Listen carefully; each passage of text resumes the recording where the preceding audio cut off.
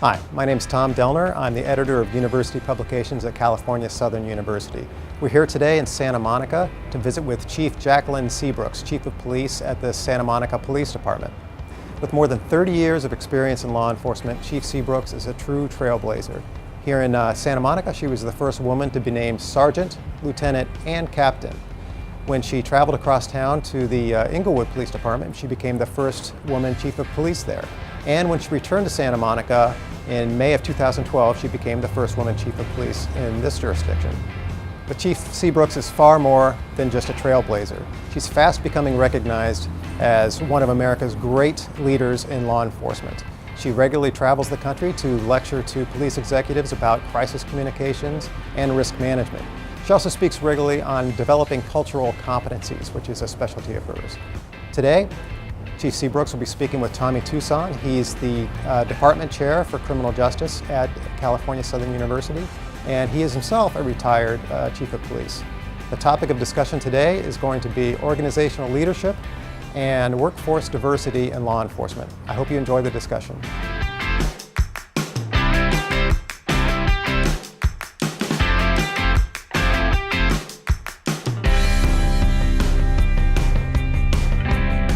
Well, good morning, and thank you, Chief Seabrooks, for the time and allowing us to come here and talk with you and interact with you. We're looking forward to talk about some really exciting subjects here, some information that is really key in law enforcement today. And first thing we're going to talk about is organizational leadership and your thoughts on organizational leadership. Okay, well, thanks, Tommy. It's a pleasure to be here and to share hopefully some insights with your students and listeners about that. And I believe that it's very important for students to understand that leadership doesn't happen by accident, and it certainly doesn't happen by accident in the context of contemporary organizations. There's a structure, there is a process, there are layers, and at the end of the day, it's all about advancing a mission for an organization, particularly a police department that has a very defined mission. So as one would expect of a paramilitary organization, we also have very defined structures, very defined methodologies of how we go about ensuring the management of the organization on a routine basis. But we like to do something that's a little bit more than just management. I call it Management Plus, and that's taking a leadership orientation to how we look at every aspect of our police organization. I really like your comment about Management Plus. Can you explain to the students and why the importance of Management Plus and how you vision that? Okay, well, when you think of management, you think about how you array or you address inanimate objects. It's really about moving paper, moving items, accounting for certain things. At the end of the day, management is really about processes, where leadership is about people. And organizations can never forget that at the end of the day, they're social environments and they're the bastion for what people do. What is the business of the organization? In the law enforcement context, the business of the organization is to fight crime, the fear of crime, and disorder. And so how we go about doing that is to maximize the use of our resources, utilizing contemporary principles of leadership, and then that's buttressed by solid, sound managerial practices. And then we go forth in accomplishing the mission. That sounds good. When you talk about advancement, is this management advancement, leadership advancement? What type of advancement do you look for, again, that would assist and enhance students' education? Well, when I'm speaking of advancement in the context of the organization, I'm really talking about furtherance of the mission. Now, that is also accomplished through people, and as we talk about what we need to do through people, it's to develop them so that they can reach highest potential, whatever that potential may look like, whatever it may be. There's several layers in the organization. We have our entry-level layers, and there's sometimes a tendency to make for organizations to make people believe that, well, you must be on a promotional track. You must take the steps necessary to move from ground zero or entry level, boots on the ground in a policing context, so that you can sit in the chief's seat, if you will. I don't necessarily subscribe to that. I think that where individuals are most comfortable is where they need to reside, and the organization has an obligation to do all that it can to ensure that where the employee is positioned, he or she is developed to maximize their contributions at that level. But alternatively, where those individuals do choose to promote through the organization has a companion obligation to ensure that it spends its energies on developing that strata of employees. So by providing advanced opportunities for development, different assignments, different opportunities to be exposed to the inner workings of the police department, in addition to the boots on the ground work. So the translation there is, you come in as a police officer, you're assigned to the street.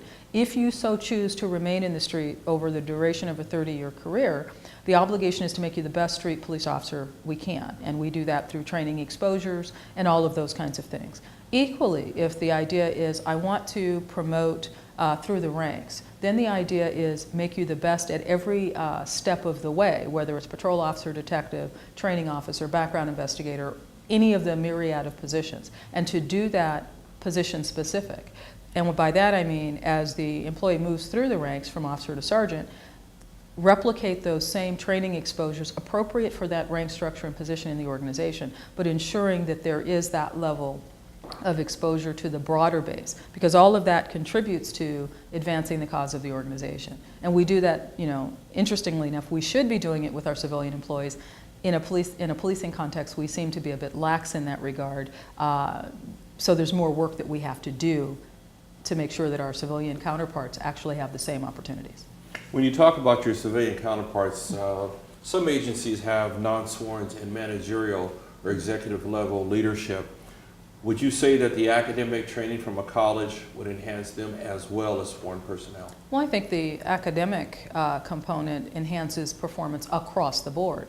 I know, speaking from personal experience, I didn't know what I didn't know as I came out of the police academy. I didn't know what I didn't know as I gained more exposures from the professional development standpoint. I didn't know what I didn't know until I was exposed to different things through a college curriculum. So I think that at the end of the day, everyone benefits from that. And it's not just about studying police-related materials. I'm fond of saying I really am less invested in the subject matter that you choose. Choose something you're passionate about. Study that, because the breadth of study will be what informs the type of employee that comes back after that experience. When talking about your mission, it's really important in law enforcement that people understand our mission in law enforcement and why we do what we do. Leading at the executive level, how do you influence your executive level leaders to perform the mission so it disseminates throughout the entire ranks? We talk about it. I mean, you really, you have to talk about what you expect. You have to inspect what you expect. And you have to make sure that the dominant conversation at the table incorporates principles of the mission.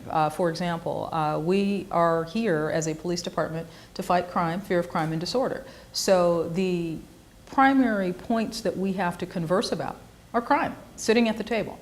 Now, for the average listener, that may say, well, wait a minute, policing, the policing component may only be, as studies say, 10% of what a police officer does on a daily basis, and the balance of that is service-driven in different areas, whether it's mirroring social assistance, social service assistance, whether it's providing general information, whether it's helping people with emergency medical calls, things like that. But the reality of the situation is, where the rubber meets the road, we do crime fighting. Now, we do a lot of other things, but those things build upon and sometimes embrace the crime fighting function. So I like to use the phrase in the law, taking it from a different area, that those are lesser included. Because those lesser included, those things that we do as we assist members of our community in different capacities, help to support our law enforcement function. They help us to support the crime fighting function, because as people get comfortable, as they see us doing a variety of things, as we are out and visible, that deterrence factor that comes from that visibility, that comfort factor that comes from the reassurance that a community knows it can rely on its police department, those go far in helping us to fight crime. And the reason for that is most people obey the law because of voluntary compliance, not because of the imposition of action by a police department. So those things that we do that further upping our quotient, if you will, in the community, those are the things that help to ensure a level of voluntary compliance by those who would ordinarily either be on the fence or clearly be predisposed to adhere to laws. And then we deal with the other 10%. Well, that's great. I think you touched on this earlier, Chief, but I'm going to come back to this executive leadership managing. How would you, and do you think education, college education, university level education enhances executive leadership within your organization, and how would you promote that? Well, it broadens the thinking platform. I think that it should go without saying that education opens our eyes to things that we don't know. It certainly exposes us to different schools of thought. It teaches us to be more critically analytical. All of those things have a place at the decision-making table in a contemporary $78 million police enterprise. So when you look at that, it almost goes without saying that education is a part of that. Now, how do we talk about that in the organizational context? Well, I don't have to beat my staff over the head. Most of my staff in the police department has college, some degree of college. Certainly ranging from, I have people with doctorates on the department. I have attorneys on the department. I have people with master's degrees, MPAs, MBAs, bachelor's degrees, associate's degrees, people who are still working on whatever the alphabet is that's going to follow their name. So all of that helps to advance a sophisticated level of understanding about the work that we do. The days of police work just being, looked at as blue-collar enforcement, you don't really need education.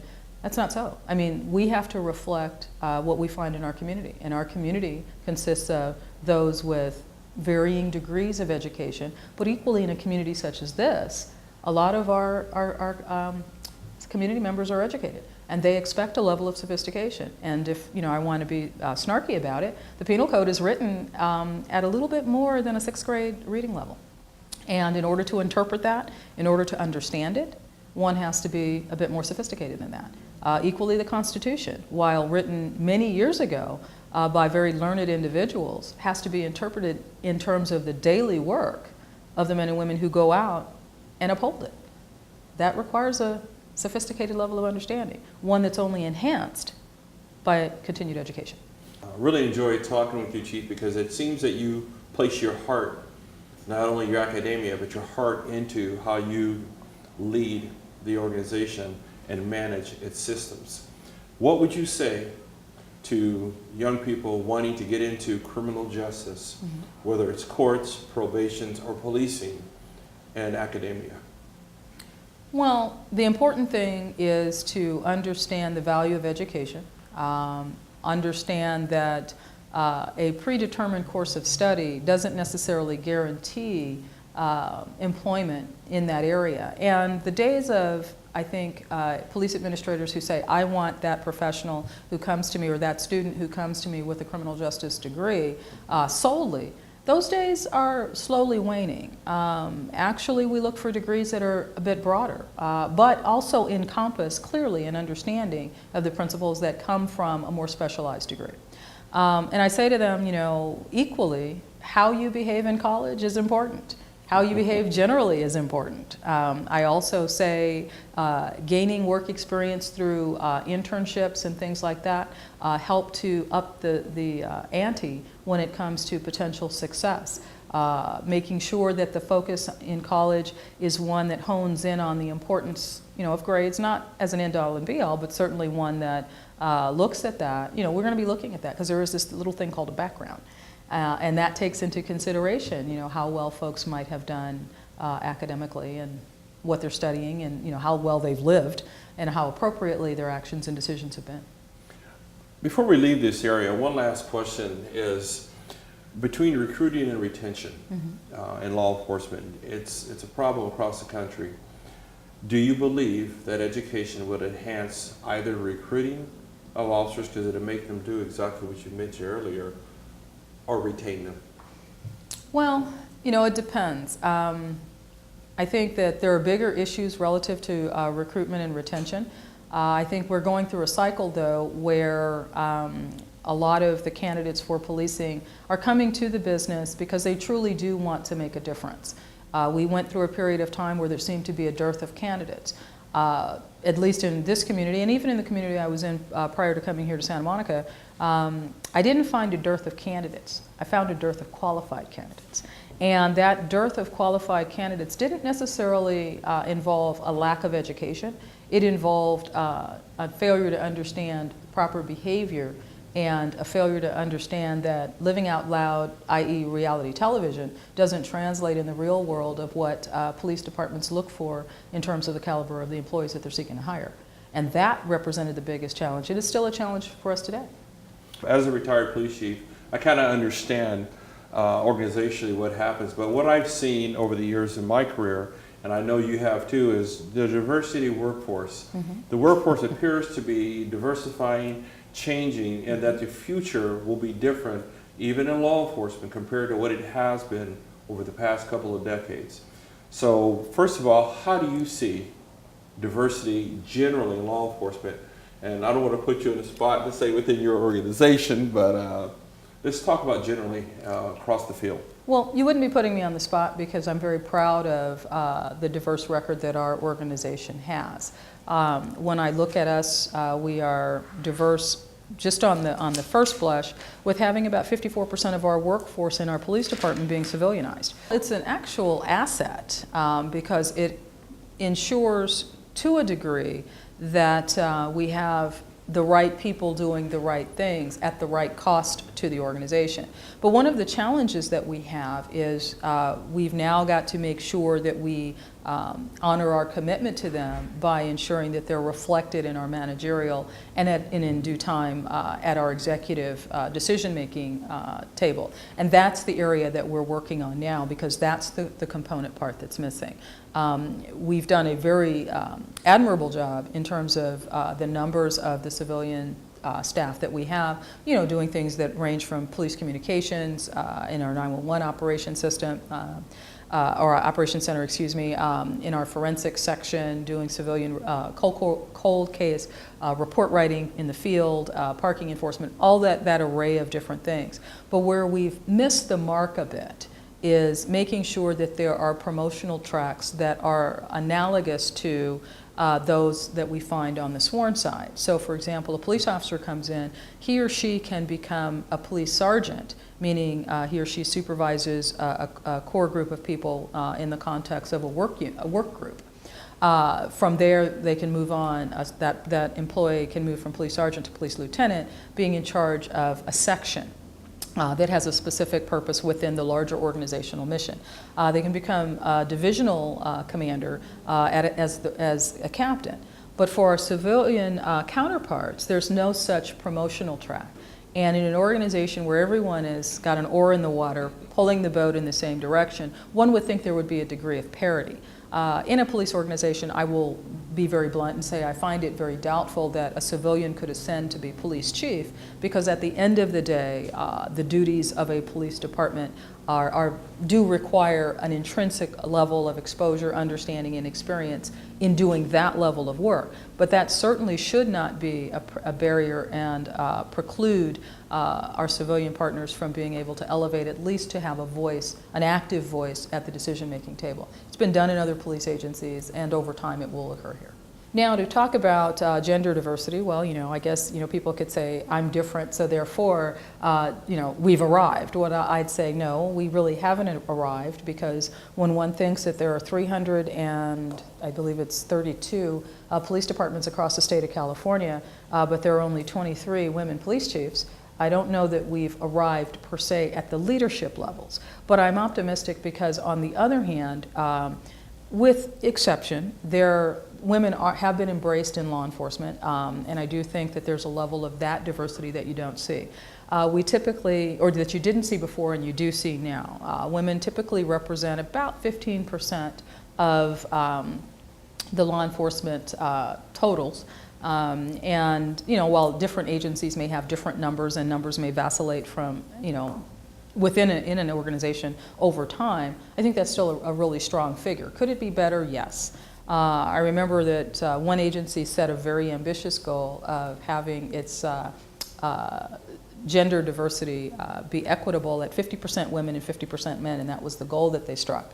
And everyone snickered and thought it was kind of funny and made snarky comments. And the reality, though, It was an ambitious goal. It was a lofty one, not to be replicated for a lot of reasons, and not to come to fruition for a lot of reasons, notwithstanding the efforts of the best efforts of that organization. But the reality is, police work does not find its way as an attractive solution for a lot of women. One, because of the physicality of the work, pardon me, because of the perceived dangers of the work, because of the shift work, because of the demands that it places. So for those of us who find it to be appealing, that's a great thing. But on the whole, it hasn't gained the larger level of acceptance. And that's not unique, though. I mean, you can look at a lot of careers and you can see, there's not gender norming within those careers. Teaching, for example, has consistently at the primary school levels, you see primarily women in the classroom. And that's a challenge because there are some schools of thought that say, yes, young children need to be exposed to male role models and leadership in the learning environment in those K through 7 years as well. And that's not what you see. So certainly we're not alone. It's just something that it is what it is. I think this is a very interesting and challenging subject. California Peace Officer Standards and Training Posts has implemented training, mandatory training for all law enforcement officers in California regarding diversity, understanding the differences. And the whole intent behind them doing that was to get people to talk about the differences, because folks would pass each other in the hallway and not say anything, but look at a hairstyle or look at a clothing style and think, that's how certain people dress and do. So I think the diversity is key. Like yourself, I was the first at my agency as a person of color, and I know what I went through, and this was in the 70s. Today, you clearly tell us and illustrate how different and how well run an organization can be when people accept diversity.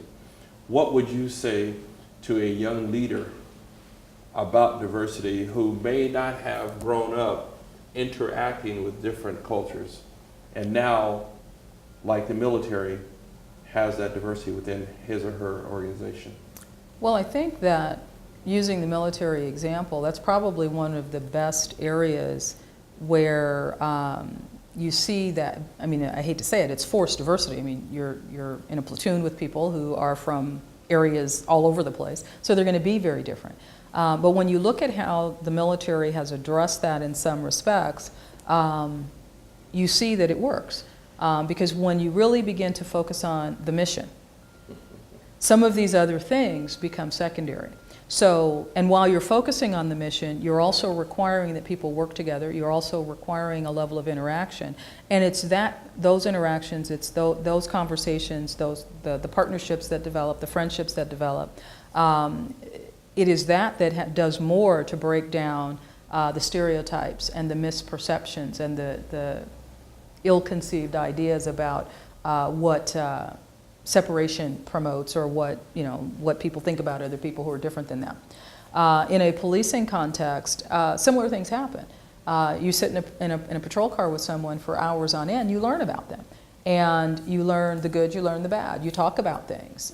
There's conversation. You talk about a whole lot of stuff.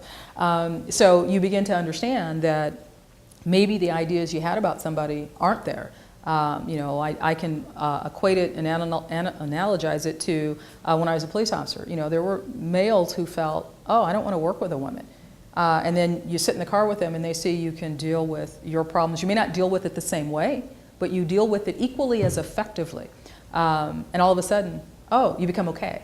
I can think about when I knew I was accepted in the organization as a patrol officer.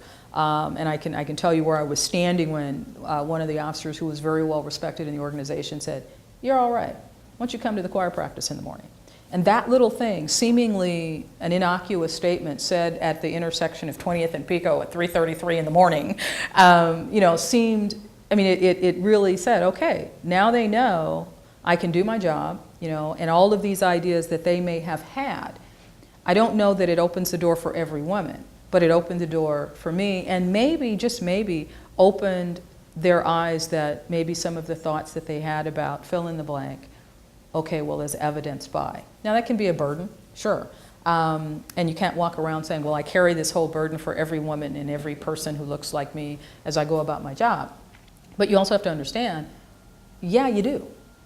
there is a reality to that. You may not want it, but that's what comes with it. And as I fast forward to now, I can't tell you the number of people who have come to me and who remember when things were different, when people of color didn't have opportunities.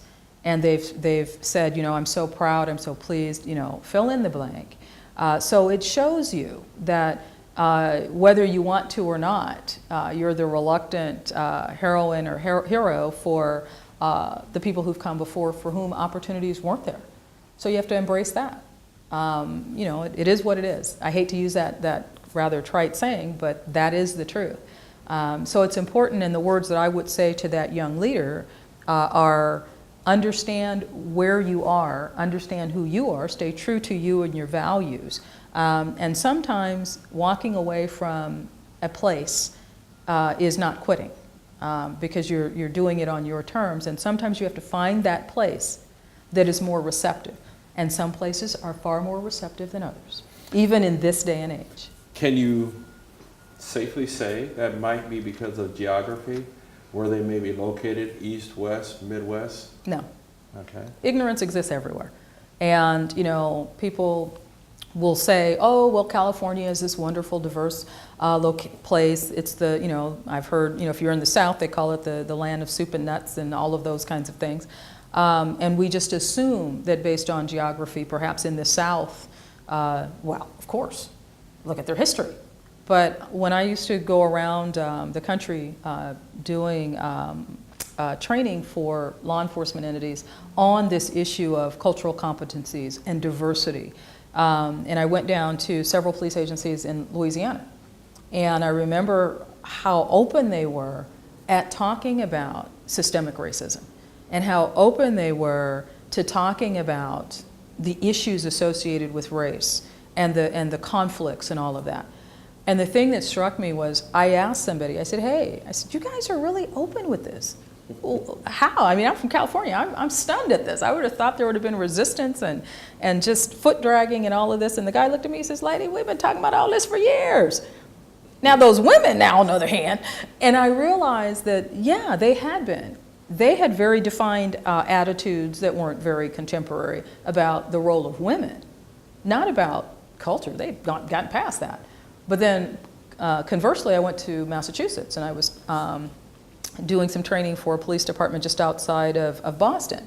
And I thought, because Massachusetts is considered to be liberal and all of these things, I thought, okay, now they will be open and receptive to talking about this array of circumstances known as diversity.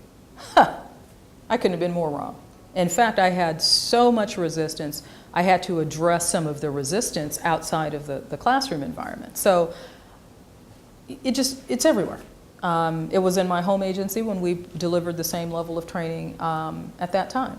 So, it's a matter of what people are used to, their comfort level in talking about it, their willingness to embrace and open up and deal with issues that are behind the skin issues, quite frankly. I mean, these you're dealing with, when you talk about diversity and attitudes toward it, you're talking about things that happened when people were kids in their homes, what they were taught, what they were exposed to, what they weren't taught, what they weren't exposed to, what their neighborhoods conditioned them to think, what their socioeconomic situation put them next to or didn't. Perceptions created by television and media, which, there's a whole discussion in and of itself. The images and stereotypical behaviors that are reinforced by imagery through the media, that's ridiculousness. So you're fighting all of that. And that's what you get when a person comes to a police department. You talk about this area very well, and I enjoy talking with you because acceptance appears to be the dominant factor. We want to be accepted. And when we start to talk and we no longer have to put a caption on it, person of color, their background, but we put on that person, how they perform, how that sergeant performs. Because I'm sure you remember there was a time when, a person like myself would go to a call and we would handle a disturbance of the peace call. Later on, they would call and complain at the police department about the two officers that came to my house early. Mm-hmm. And she said there was Officer Jones and fill in the blank. Fill in the blank officer. Mm-hmm. We're at the point now, I believe, and I sense we're past that because of the high level of sophistication we have in our criminal justice agencies, particularly law enforcement. Do you agree? No. Why? Well, I think in the organizations we're past that, or we should be, and we have measures and mechanisms to address that. But you have no ability to control the thought processes of the population that you serve. And that's the challenge for law enforcement. You have to get out there and deal with and interact with, irrespective of what they bring to you. You've got to be able to navigate that and get them the service that they're entitled to receive, despite their less than embracing commentary. So, and I think we, you know, at points in time, we've all had that. And I could make an argument equally that people, you know, Caucasians have had the same thing. I don't know that you know, we have a lock on it, we talk about it, but I think the other unspoken part of that is, you know, there's that flip side of the equation that, you know, we don't always talk about because we don't know. The byproduct of all the legislation and all the actions. Well, you get that, you get, you know, I think that you get people who don't like the police, there's a bias in that.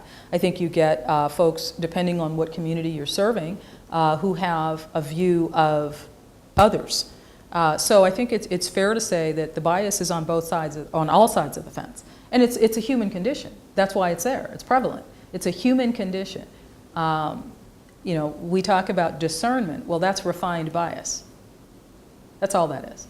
So we use discernment to talk about a more sophisticated level of bias. And we usually don't talk about that relative to people. We talk about it with respect to wines and food and things like that. But when it comes down to it, it is human nature to be biased. It is human nature to be distrustful of people who are different. It is human nature to do all of those things. And the measure of one's progress as an actualized person is how well you are able to fight off that foolishness and then be objective and bring it to the table. So as we continue our discussion about the diversity in law enforcement, particularly in California, we're using as an example, it's not like it was 60s, 70s. You want to continue that thought? Because I thought that was very, very intriguing. Well, law enforcement has changed. I've been in the business a little over 3 decades.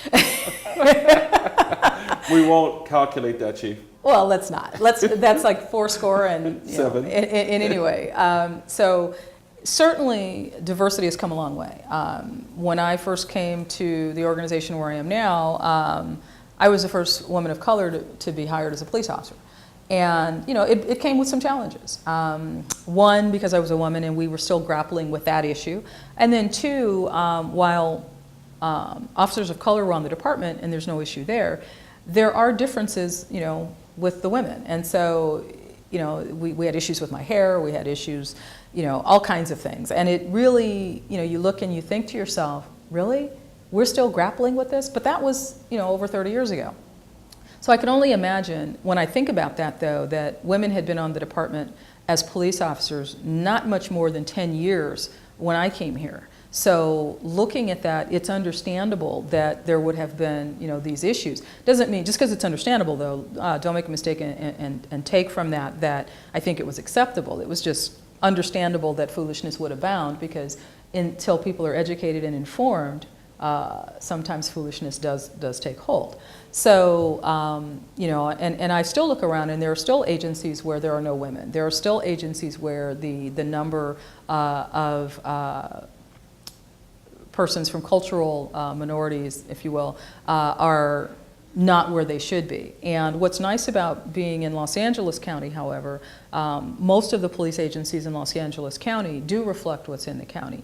And typically the area that we look at is even broader than the county's boundaries. So that even puts us in a better position to say, you know, we have all of this. When I used to do personnel investigations for the police department, I used to, you know, we were very conscious about such things. And we had to count how many of these and how many of those, as though we were, you know, moving soup cans on a table. And I always used to say I would look forward to the day when those conversations were unnecessary, when we didn't have to ask how many, you know, African Americans, how many Hispanics, how many Asians and Pacific Islanders, etc. We didn't have to do that. And I'm pretty pleased to say we don't have to do that as much, because the presumption is we're already there. Now, we do have to do it for certain measures. If we're applying for certain federal grants and things like that, they want to ensure clearly that, you know, we're an open environment and that we are an equal opportunity employer and all of those things.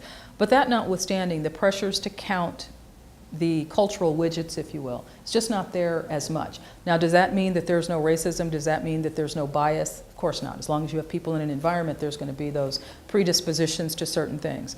But then again, this goes back to the value of education. This goes back to the value of exposures. The more you're exposed to folks and you understand more about them, the less these negative issues begin to percolate under the surface and create a tension. The more that people are comfortable talking, and that comes through exposures to different things and different people, the less likely ignorance will prevail. And it's the ignorance that drives some of this other behavior. So in that regard, we go back full circle and we talk about the importance of education. And education comes, you know, in a lot of different, it's about learning. So in this organization years ago, we went through cultural competencies training. And I don't like to use the word training because it sounds so one way. But we went through that experience and it was very positive because it caused us to talk about those uncomfortable little things that were like rocks in our organizational shoe and got us comfortable about talking about those things. And it really helped people to break down barriers and to better understand the world that exists within the walls of the police department, but of equal importance, the folks who we serve. Because in our community, we serve homeless individuals, so we have the range of economic backgrounds. There's a level of diversity there. We have the people from all over the world. There's a layer of diversity there. And we have people from all different lifestyles in terms of gender identification. There's another layer of it. So we really have to be attuned to what that means. And the only way to do that is to ensure that our workforce understands. They may not embrace it, and I'm not suggesting that should happen in some cases, but by the same token, understanding is half the battle, because then you can shape your response, and one that hopefully is within the acceptable standards of the police department. You know, as we look out of your office, I see the beautiful Pacific Ocean and all the nice that there is in Santa Monica, and under your leadership, I know it's going to be enhanced. What would you like to say finally about executive level leadership in law enforcement? The bar has been set very high as of late.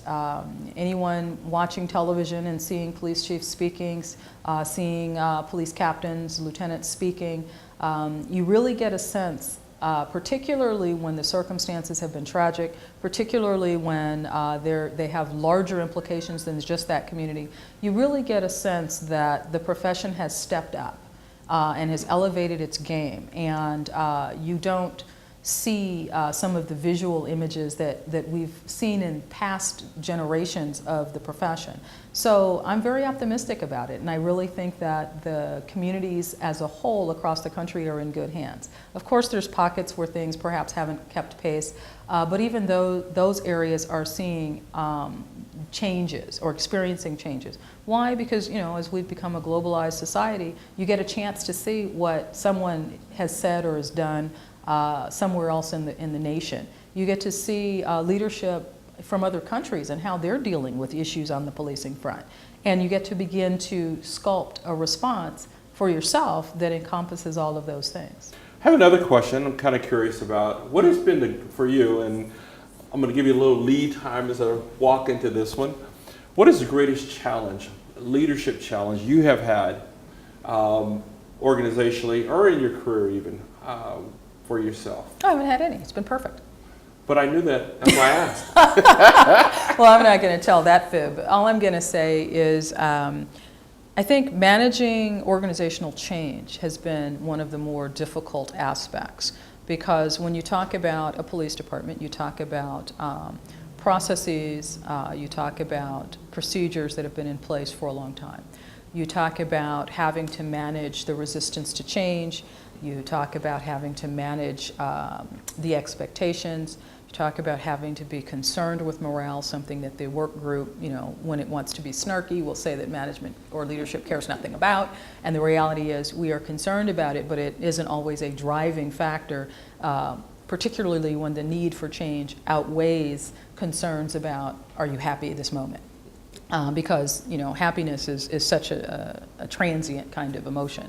And then navigating the labor unions, that has been challenging as well, because the labor unions have these viewpoints about, what's a working condition, what are those areas wherein management's rights are limited because of this pre-existing agreement between the parties, and even things that fall clearly within the managerial purview when questioned and threatened, if it's become entrenched or it's become a past practice. Now we have these ideas that we can only discuss those things and make them something that has a compensation price tag attached to it, which implies a certain level of entitlement.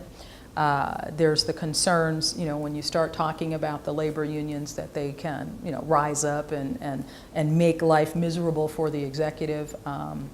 So, navigating the waters of the labor unions has been a challenge, not one that's insurmountable, because I believe that communication is crucial for an understanding. Now, it doesn't mean agreement. It just means, okay, well, if we can't undertake this in this way, well, as we all know, there's more than one way to skin a cat, and if an issue has to wait until a negotiation cycle occurs, okay, if it's something that can wait for that, okay, most reasonable minds will say, okay, it'll wait.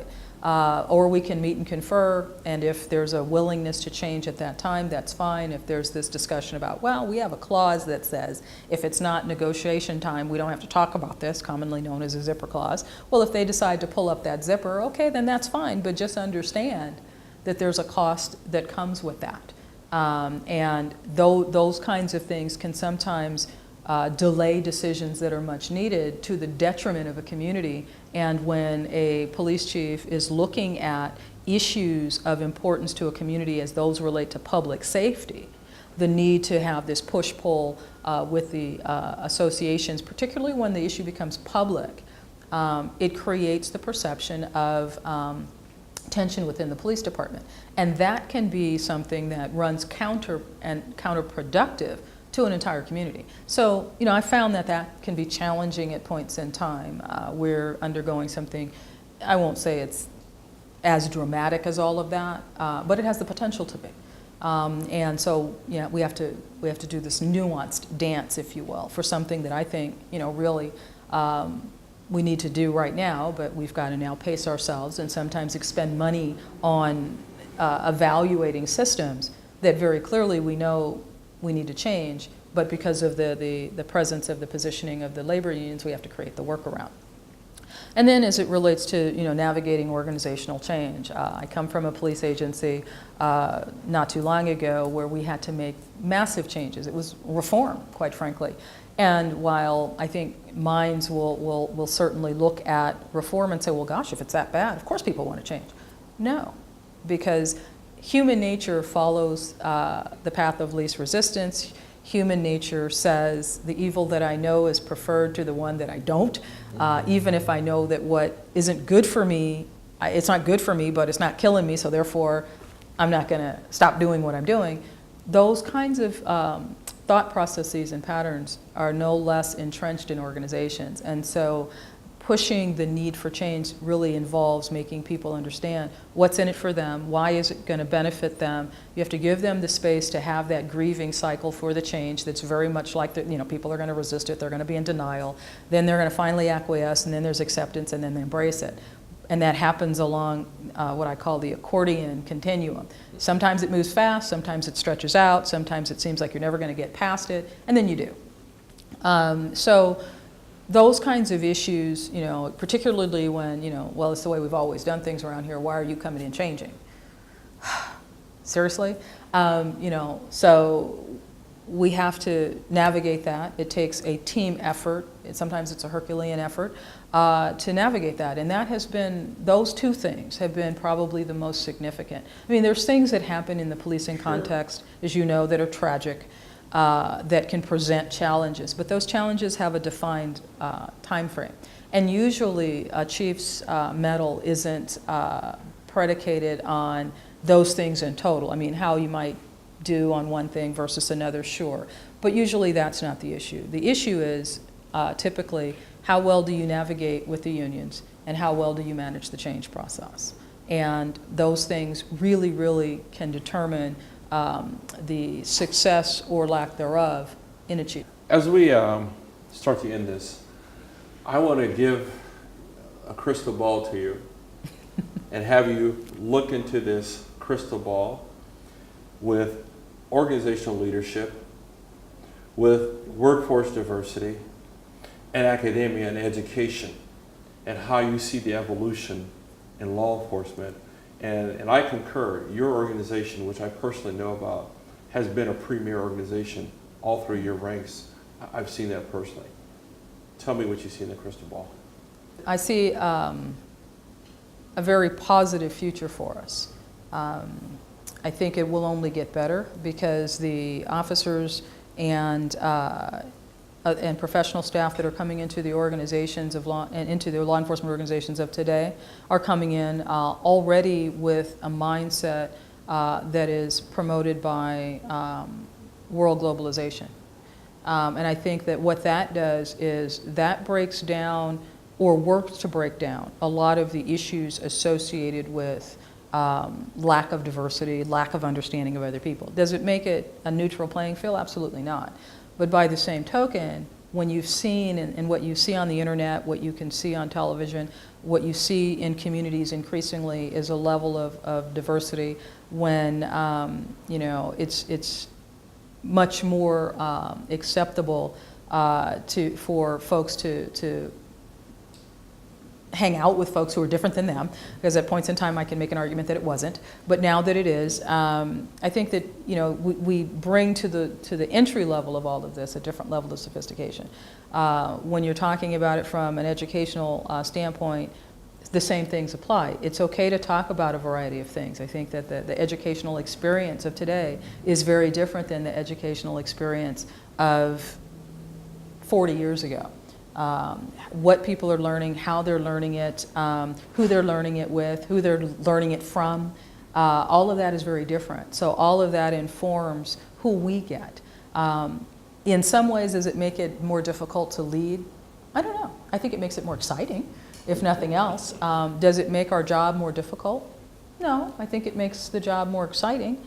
And it certainly has pushed us to a new degree of competence, and I think that that's something to be championed. So I'm pretty optimistic, and let's turn that crystal ball around and let's look at the road that we've traveled to get to where we are now, and I think it's a reason to be excited.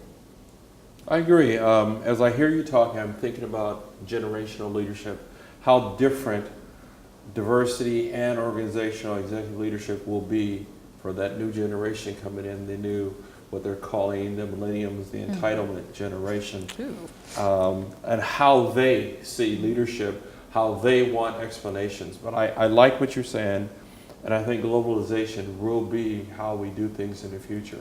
Well, I don't think that those today's young, the millennials and whatever you want to call the generations that are like right in this mix right now, I don't think that they're going to see the world through the lens of diversity and all of that. They're going to be talking about the people who are technologically savvy and those who aren't. That's going to be the conversation for them. They're going to take it for granted. I mean, the people who are being hired by this police department now, well, they look at their executive staff and they see a level of diversity.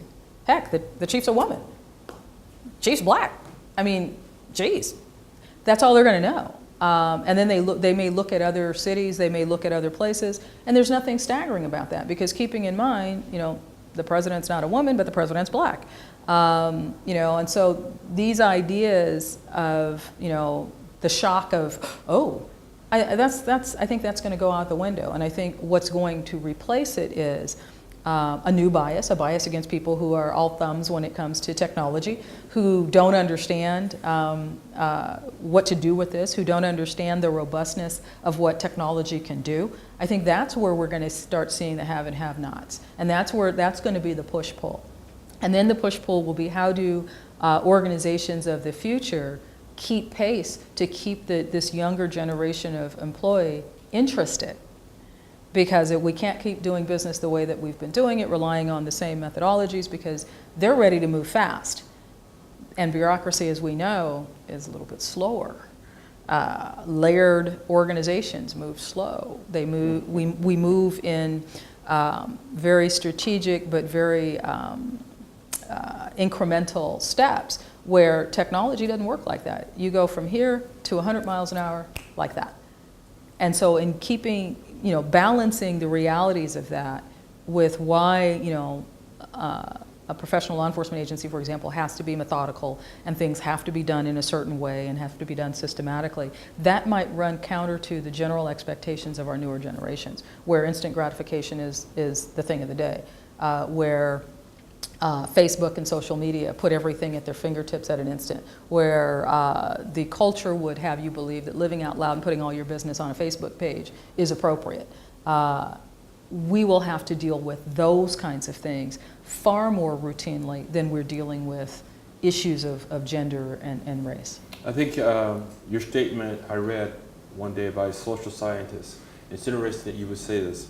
He said, if we went to bed at 10 o'clock at night, we all woke up, everybody in the world woke up at 6 a.m. the next day, and we were all the same color, by noon that same day, we'd find something else to dislike each other on.